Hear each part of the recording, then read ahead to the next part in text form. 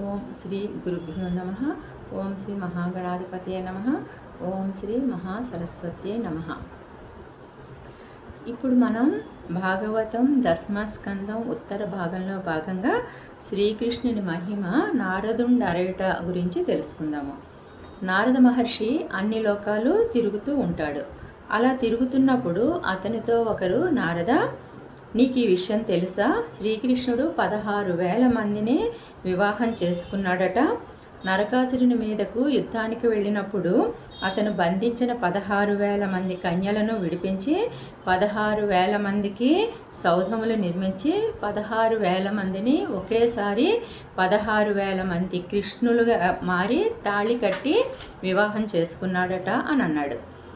అతని మాటలు విని నారదుడంతటి జ్ఞాని కూడా మోహానికి గురయ్యి కృష్ణుడు 16,000 మందితో ఎలా కాపురం చేస్తున్నాడో చూద్దామని భూలోకానికి వచ్చాడు.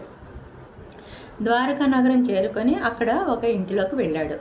అది కృష్ణ పరమాత్మ వివాహం చేసుకున్న 16,000 మందిలో ఒక స్త్రీ గృహం. అక్కడ ఆ స్త్రీ తామర పువ్వు వంటి తన చేతితో రమ్యంగా వింజామర చేతబట్టి కృష్ణ పరమాత్మకి ఆపాద మస్తకం విసురుతోంది.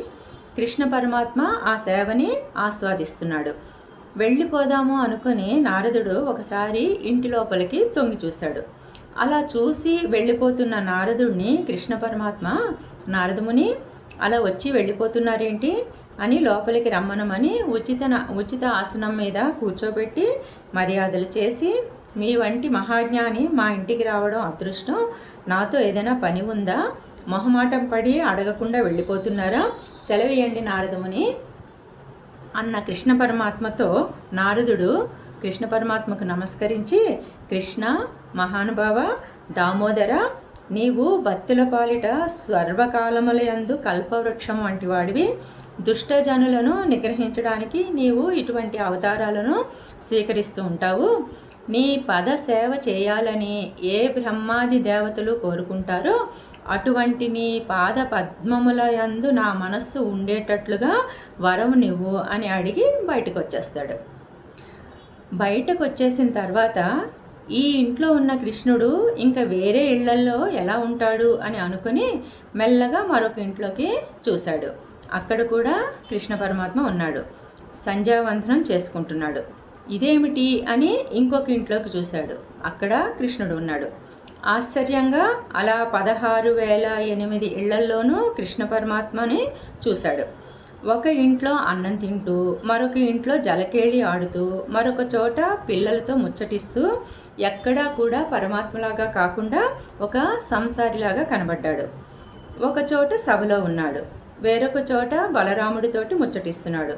ఇదంతా చూసి బయటకు వచ్చిన నారదుడు, ఏమి నా ఆశ్చర్యము, ఏమి నా ఆనందము, ఏమి కృష్ణ పరమాత్మ మహానుభావుడు ఇంతమందితో ఏకకాలంలో ఒక్కడే ఎలా అని, ఏకకాలంలో అగ్నిహోత్రుడు ఎన్ని వస్తువులను కాల్చినా వాటి పవిత్రత కానీ అపవిత్రత కానీ తనకు అంటనట్లుగా, సూర్యకిరణాలు బురద మీద పడినా, పువ్వు మీద పడినా, సజ్జనుడి మీద పడినా, దుర్జనుడి మీద పడినా, శవం మీద పడినా, విగ్రహాల మీద పడినా సూర్యునికి ఎటువంటి అపవిత్రత అంటనట్లుగా ఇంతమందితో ఇన్ని ఇళ్లల్లో సంసారం చేస్తున్న కృష్ణుడు సంసారాతీతుడై ఉన్నాడు అని నమస్కరించి ఆనందంతో వైకుంఠం వెళ్ళిపోతాడు. ఇది కృష్ణ పరమాత్మ ఆశ్చర్యకరమైన సంసార రీతి. ఈ లీల విన్న తర్వాత పొంగిపోయి ఎవరు కృష్ణ పరమాత్మకు నమస్కరించి వ్యాపకత్వము ఉన్న స్వామి అంతటా ఉన్నాడని గ్రహిస్తారో వారు ఇహమునందు అపారమైన ధనము, పశు, పుత్ర, మిత్ర, బంధు సౌఖ్యములను అనుభవించి పరమునందు ఈశ్వరుని చేరుకుంటారు అని ఈ ఆఖ్యానాన్ని పూర్తి చేశారు. తర్వాత భీముడు జరాసంధుడిని వధించుట గురించి తెలుసుకుందాము. ఒకరోజు కృష్ణ పరమాత్మ నిండు సభలో ఉండగా అక్కడికి ఒక బ్రాహ్మణుడు వచ్చి, అయ్యా, జరాసంధుడు అనే రాజు అనేక మంది రాజులను ఓడించి కారాగారంలో బంధించి వాళ్ళని అనేక హింసలకు గురి చేస్తున్నాడు. మీరు ఆ జరాసంధుడిని వధించి కారాగారంలో ఉన్న రాజులందరికీ స్వేచ్ఛను ప్రసాదించండి అని అంటాడు. ఆ మాటలు విన్న కృష్ణ పరమాత్మ అలాగే తప్పకుండా అని చెప్పి తనతో చదువుకున్నవాడు, తనకు మంత్రి లాంటి వాడు అయిన ఉద్ధవుడితోటి, ఉద్ధవ ఇప్పుడు ఏం చేస్తే బాగుంటుంది అని అంటాడు. దానికి ఉద్ధవుడు, కృష్ణ, ధర్మరాజు గారి చేత రాజసూయ యాగం చేయించండి. అలా రాజసూయ యాగం చేయడానికి ముందు 4 దిక్కులా ఉండే రాజుల పీచమణిచి ఆ సందర్భంలో జరాసంధుడిని వధించి రాజసూయ యాగం చేస్తే బాగుంటుంది అని సలహా ఇస్తాడు ఉద్ధవుడు. కృష్ణ పరమాత్మ ధర్మరాజు గారికి ఈ విషయం చెప్పగానే ధర్మరాజు సంతోషించి తన సోదరులైన భీమ, అర్జున, నకుల, సహదేవులను పిలిపించి వాళ్ళని 4 దిక్కులకు పంపించాడు. అలా 4 దిక్కులకు వెళ్ళినప్పుడు అక్కడి రాజులందరూ ధర్మరాజు గారి చక్రవర్తిత్వాన్ని అంగీకరించి కప్పం కట్టడానికి ఒప్పుకుంటారు. కానీ ఒక్క జరాసంధుడు మాత్రం కప్పం కట్టడానికి ఒప్పుకోడు. అప్పుడు కృష్ణ పరమాత్మ ధర్మరాజుతోటి, ధర్మరాజా, జరాసంధుడికి ఒక మంచి అలవాటు ఉంది. వాడికి బ్రాహ్మణులు ఏది కోరితే అది ఇచ్చే గుణం ఉంది. అందుకని నేను, భీముడు, అర్జునుడు బ్రాహ్మణుల రూపంలో వెళ్ళి యుద్ధభిక్షను అడుగుతాము. అప్పుడు తప్పుకోవడానికి వీలు లేకుండా వాడు మాతో యుద్ధం చేస్తాడు. ఆ యుద్ధంలో వాడు మరణించిన తరువాత నీవు రాజసూయ యాగం మొదలెడదు కానీ అని అంటాడు కృష్ణ పరమాత్మ. అలా అని చెప్పి కృష్ణుడు, భీముడు, అర్జునుడు బ్రాహ్మణ వేషధారులై జరాసంధుడు పాలించే మగధ రాజ్యం చేరుకొని కోట ముందర నిలబడతారు. జరాసంధుడు బయటకు వచ్చి బ్రాహ్మణ వేషంలో ఉన్న వీరిని చూసి ఏమి కావాలి అని అడుగుతాడు. వీళ్ళు మాకు యుద్ధభిక్ష కావాలి అని అంటారు. బ్రాహ్మణులకి యుద్ధభిక్ష ఏంటి అని తేరిపారా వారిని చూసి ఆ ముగ్గురు కృష్ణ, భీమ, అర్జునులని గుర్తించి కృష్ణుడితోటి, ఏమి వింతయ్యా కృష్ణ, నేను యుద్ధానికి వస్తే పారిపోయిన వాడివి ఇవాళ యుద్ధభిక్షను అడుగుతున్నావు. నీకు ఏమీ అనిపించటం లేదా? నాకు మాత్రం నీతో యుద్ధం చేయాలంటే సిగ్గుగా ఉంది. పారిపోయిన వాడితోటి యుద్ధం ఏమిటి? నీ సంగతి నాకు తెలియదా? నేను నీతో యుద్ధం చేయను అంటాడు. ఈ జరాసంధుడు ఇంతకు ముందుకు ఒకసారి కృష్ణుడిపైకి యుద్ధానికి 17 సార్లు యుద్ధానికి వచ్చి ఓడిపోతాడు. మళ్ళీ 18వసారి యుద్ధానికి వస్తున్నప్పుడు అనవసరంగా ప్రజలు, గోపబాలురు చాలా ఇబ్బంది పడుతున్నారు, మరణిస్తున్నారు అని చెప్పి కృష్ణ పరమాత్మ సముద్రుడిని స్థలం అడిగి విశ్వకర్మతోటి ద్వారకా నగరం నిర్మించి తన ప్రజలందరినీ ద్వారకకు తరలించి కృష్ణుడు, బలరాముడు మాత్రమే ఉంటారు.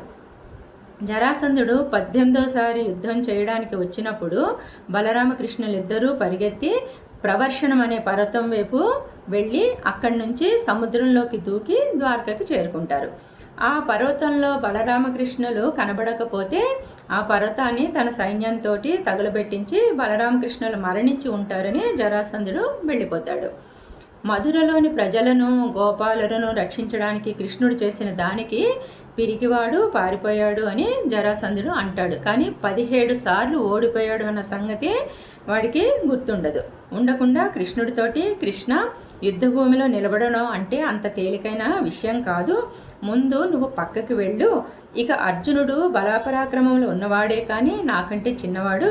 కాస్త అర్జునుడి మీద పెద్దవాడైన భీముడు ఉన్నాడు కదా, భీముడితో యుద్ధం చేస్తాను అంటాడు. భీముడికి, జరాసంధుడికి మల్ల యుద్ధం మొదలవుతుంది. ఒకరిని మించి ఒకరు పోటీగా యుద్ధం చేస్తూ ఉంటారు. జరాసంధుడిది 1000 ఏనుగుల బలం. అలా ఘోరంగా ఇద్దరికి 27 రోజులు యుద్ధం జరుగుతుంది. ఆ యుద్ధంలో భీమసేనుడు జరాసంధుడిని 2గా చీల్చివేస్తాడు. అయినా 2 భాగాలు అతుక్కుని పోయి వాడు మరలా బ్రతికి యుద్ధానికి వస్తూ ఉంటాడు. అది గమనించిన కృష్ణ పరమాత్మ ఒక గడ్డి పరకను చీల్చి అటు ఇటుగా వేసి సౌమ్య చేసి భీముడికి చూపిస్తాడు. అది అర్థం చేసుకుని భీముడు జరాసంధుడిని 2 కాళ్ళు సాగదీసి శరీరాన్ని 2గా చీల్చి అటు ఇటుగా విసిరివేస్తాడు. జరాసంధుడు మరణిస్తాడు. ఈ జరాసంధుడు బృహద్రథుని కుమారుడు. బృహద్రథునికి 2 భార్యలు. సంతానం లేకపోవడంతో బృహద్రథుడు చంద్రకౌశిక అనే మహర్షిని ఆశ్రయిస్తాడు. ఆయన భక్తికి మెచ్చి చంద్రకౌశికమని ఒక ఫలాన్ని ఇచ్చి బృహద్రథుడి భార్యకు ఇమ్మని చెప్తాడు. ఈ బృహద్రథుడికి 2 భార్యలు కదా, ఆ ఫలాన్ని 2గా చీల్చి ఇద్దరికి ఇస్తాడు. దాని ఫలితంగా 2 భార్యలకి సగం సగం శరీరంతో ఉన్న పిల్లవాడు పుడతాడు. సగం శరీరం ఉన్న పిల్లవాడిని ఈ బృహద్రథుడు తన సైన్యంతో చెప్పి అడవిలో వదిలేయమంటాడు. చిన్న పిల్లాడి 2 శరీర భాగాలని అడవిలో చూసిన జర అనే రాక్షసి ఆ 2 భాగాలని కలిపి ప్రాణం పోస్తుంది. అందుకే ఆ పిల్లాడికి జరాసంధుడు అని పేరు. అందుకే భీముడు ఎన్నిసార్లు 2గా చీల్చినా మళ్ళీ అతుక్కొని మామూలుగా అయిపోయేవాడు జరాసంధుడు. ఈ విషయం తెలిసిన కృష్ణ పరమాత్మ గడ్డి పరకను చీల్చి అటు ఇటు విసిరి భీముడికి సౌజ్ఞం చేసి చెప్తాడు. అలా జరాసంధుడు మరణించిన తరువాత అతని కుమారుడు సహదేవుడు రాజు అయ్యి ధర్మరాజుకి సామంతరాజుగా కప్పం కట్టేవాడు. జరాసంధుడు బంధించిన రాజులందరినీ విడిపించి అందరి రాజ్యాల్లో ఉన్న ధన కనక వస్తు వాహనాలన్నింటినీ ధర్మరాజు గారికి సమర్పించుతారు. ఆ తర్వాత ధర్మరాజు గారు రాజసూయ యాగం మొదలు పెడతారు. మనం తర్వాతి భాగంలో ధర్మరాజు గారి రాజసూయ యాగం గురించి తెలుసుకుందాం.